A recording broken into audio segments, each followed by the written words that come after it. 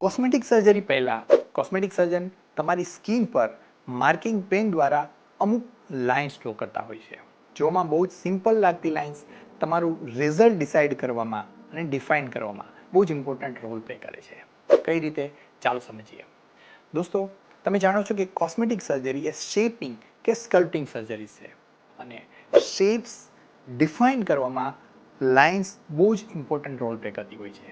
માટે જ્યારે આવા પ્રિસાઇઝ માર્કિંગ્સ કે લાઇન્સ ડ્રો કરીને એ પ્રમાણે જ્યારે બોડીને સ્કલ્પ કરવામાં આવે, શેપઅપ કરવામાં આવે, ત્યારે એ પ્રિસાઇઝ, બેલેન્સ, પ્રપોર્શન અને સિમેટ્રિક હોય છે.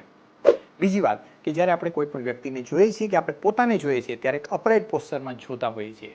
જ્યારે સર્જરી પરફોર્મ કરવામાં આવે ત્યારે એક લાઇન ડાઉન પોસ્ચરમાં પરફોર્મ કરવામાં આવતી હોય છે. માટે અપરાઇટ પોસ્ચરમાં ડિસાઇડ કરેલી લાઇન્સ કે રેફરન્સ પોઈન્ટ્સ દ્વારા જ્યારે લાઇન ડાઉન પોસ્ચરમાં સર્જરી કરવામાં આવે ત્યારે એવા સરસ શેપ આપી શકે છે જે આપણને અપરાઇટ પોસ્ચરમાં જોવા ગમે છે. માટે જ આ માર્કિંગનું ખૂબ જ સિગ્નિફિકન્સ છે જે કોસ્મેટિક સર્જરી પહેલાં કરવામાં આવતી હોય છે.